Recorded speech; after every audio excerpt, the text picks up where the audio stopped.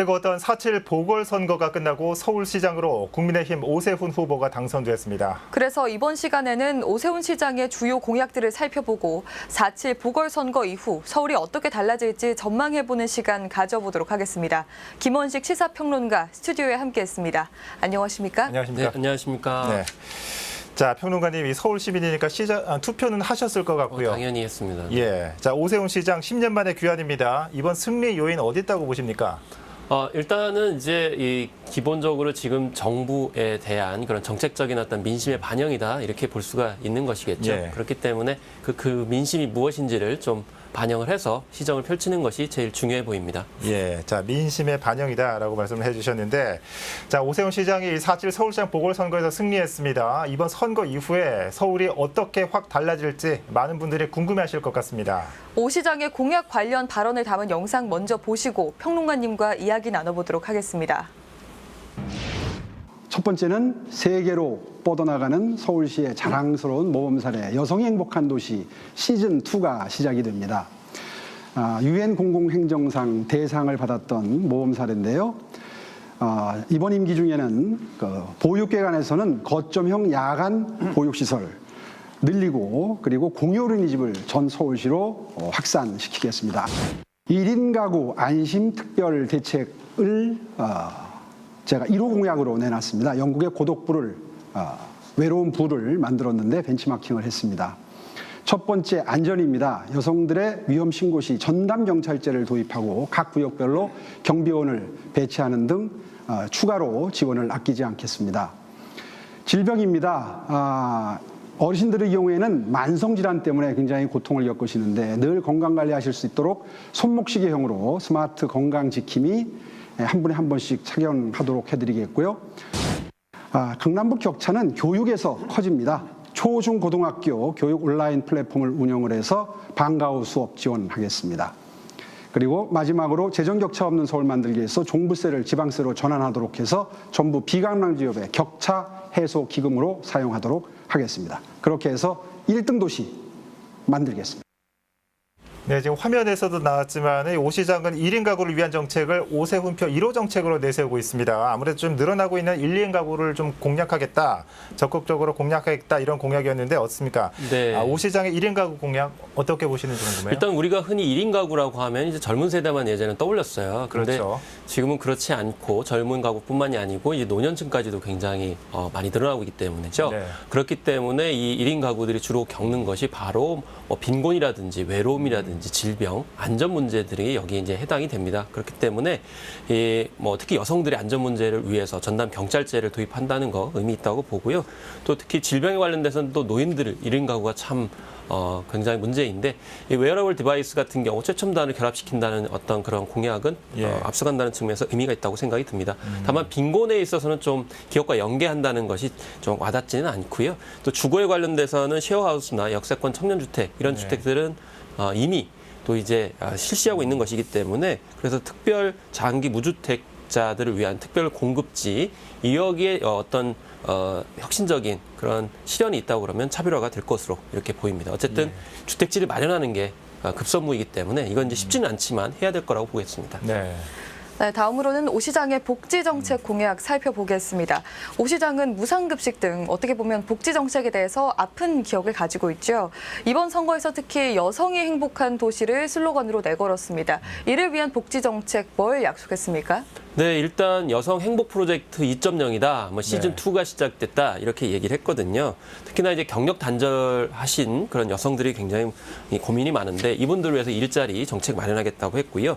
또 요즘에는 여성들이 또 탄력적으로 근무할 수도 있는 거거든요. 비대면으로. 그러니까 시간 쪼개가지고 전일제를 할 수 없는 또 여성들이 있기 때문에 이런 비대면 시대에 어떻게 또 연결해 주는가도 좀 중요하겠고요.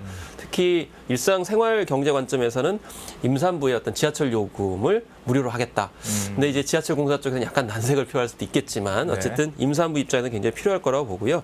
또 특히 지금 서울시가 20대 여성들의 자살률이 굉장히 높습니다. 그렇기 때문에 조치가 필요한데 다만 좀 상담을 느린다고 하는데 이 상담만 느린다고 해서 될 문제는 아닌 것 같고 좀 실질적인 대책이 실현됐으면 더 좋겠습니다. 예. 자, 이와 함께 좀 지역개발 정책으로는 강남북 균형 발전, 강남권과 이 비강남권의 이 지역개발 격차를 해소하겠다.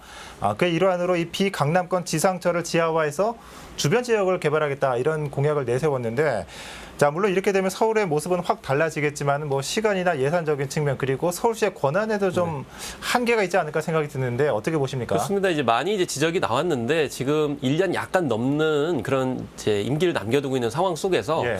이런 정책들을 과연 다 할 수 있겠는가? 뭐 그렇죠. 이런 지적이 나오는 거죠. 근데 그 이후에 다시 또 연임될 가능성도 뭐 그건 무시할 수 없는 거기 때문에 일단 네. 공약을 발표했는데 사실 이 복철 구간을 지하로 집어넣어서 지상 구간을 뭐 문화라든지 예술이라든지 비즈니스 공간을 만든다는 거는 많이 나왔던 이야기예요. 근데 네.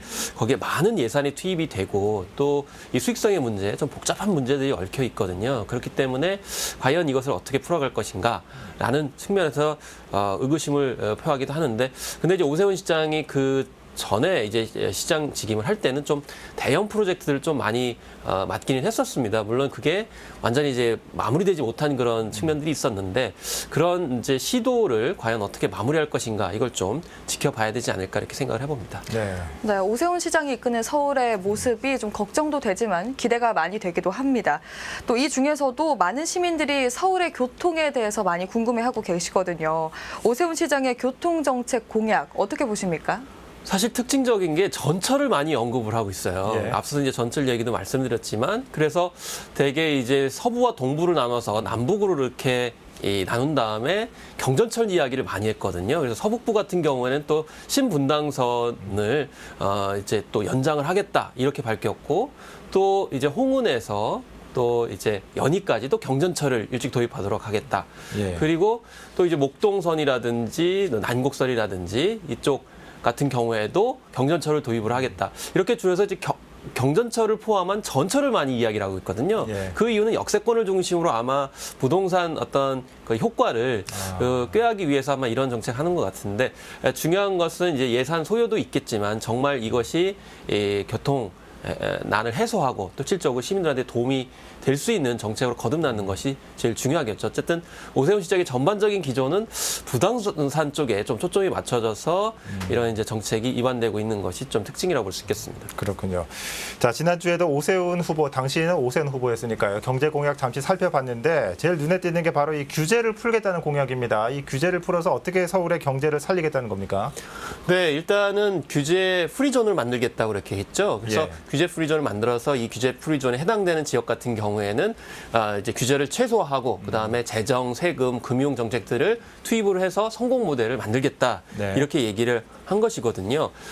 그리고 이제 샌드박스 같은 경우에도 언급했는데 사실 샌드박스는 서울시하고 문재인 정부에서도 많이 언급되고 있는 건데 오세훈 시장 같은 경우에는 이제 그런 그 규제뿐만 아니고 이런 여러 가지 민원에 관련돼 가지고 통합적으로 운영을 하겠다 이런 네. 점들 밝혔습니다. 일원화시키겠다 그리고 패스트트랙처럼 빨리빨리 신속하게 받아들여주겠다 이렇게 한 건데 결국 기업하기 좋은 비즈니스 공간으로서의 서울시의 모습을 많이 바꾸겠다 이렇게 얘기를 한 건데 결과적으로는 아마 이것도 기업이라든지 또 일자리 창출에 관련돼 가지고 혁신적으로 끌고 가겠다 이렇게 얘기한 것으로 봐서 이런 부분에 있어서도 아마 기업과 어떤 경제 부분에 초점을 맞추고 있다는 점을 우리가 알 수가 있겠습니다. 예. 네, 그리고 서울의 청년 실업 문제 짚고 넘어가지 않을 수 없습니다. 여전히 심각한데요. 오 시장의 일자리 정책은 어떻습니까? 제대로 된 일자리 우리 청년들에게 만들어줄 수 있을까요? 이 박영선 후보도 그렇고 또 오세훈 지금 시장도 선거 전에서 공약을 많이 내세웠어요. 그래서 이 시간에도 말씀드렸듯이 어려운 용어를 많이 사용을 했거든요. 그렇죠. 그래서 뭐 BT도 있고 NT도 있고 뭐 IT는 너무나 익숙한 것이었고요. 그래서 이제 오세훈 시장 같은 경우는 각 지역 뭐 여기 마곡지구도 있습니다만은 각 지역별로 이런 이제 집중적인 산업 지구를 만들어서 여기에서 이제 블록체인이라든지 또 이제 빅데이터라든지 이런 선도적인 어떤 그런 기술의 바탕을 둔 창업지구들을 또 창업 기업들을 스타트업들을 많이 지원을 하겠다. 네. 그리고 그것이 효과를 발휘했을 때 결과적으로 청년들에게 일자리를 제공할 수 있다. 그래서 이것과 연계시켜가지고 4차 산업혁명 모델의 청년 취업사관학교를 운영을 해서 실질적으로 여기에 관련된 정보라든지 훈련 내용이라든지 또 연계성 등을 청년들에게 도움이 되도록 하겠다. 이렇게 밝히고 있거든요. 근데 이것도 1년 안에 할 수 없는 측면이 있거든요. 그래서 뭐 거의 대통령이 되어야만이 가능한 정책들 아니냐 이렇게 얘기를 하고 있는데 어쨌든 서울시 전체를 좀 큰 카테고리에서 경제 정책을 미래지향적으로 하겠다는 것 자체를 부정할 수는 없는데 실현성에 있어서 좀 꼼꼼하게 따져봐야 될 필요성이 있지 않겠는가. 왜냐하면 이것이 또 청년들한테 실질적으로 도움 안 된다고 그러면 또 지지 기반이 이반할 수 있기 때문에 사실 지금 민심 중에 하나가 젊은 층들이 대거 오세훈 후보를 찍었거든요. 그렇기 때문에 그거는 전에 어떤 실망감 때문에 표출된다고 볼 수가 있겠어요. 그래서 지금 일자리 문제 심각하기 때문에 그런 일자리 문제가 당장 와닿도록 해주는 것이 좀 필요한데 이 4차 산업혁명에 관련된 일자리들은 좀 거리감이 있기 때문에 그 간격들을 좁히는 노력들 이런 것들을 좀 더 성실하게 해줄 필요가 있겠습니다. 예. 또 오 시장은 교육 격차와 재정 격차를 없애겠다라고 공약을 내세웠는데 아무래도 좀 지역적으로 좀 불균형한 면을 인정하고 있는 것 같습니다. 어떤 방법으로 이런 격차를 해소하겠다는 겁니까? 그렇습니다. 그래서 종합부동산세를 지방세로 이제 전환을 하겠다 이렇게 밝혔거든요. 그리고 전환된 종부세는 비강남 지역 격차 해소 기금으로 사용을 하겠다 이렇게 밝혔거든요. 그렇기 때문에 강남 쪽에 어떤 그런 남는 재정들을 이제 강북 쪽으로 투입을 하겠다 이렇게 밝혀서 남북 간에 현실적으로 존재하는 그런 현실적인 격차들을 줄이겠다고 이렇게 밝히고 있는 거거든요.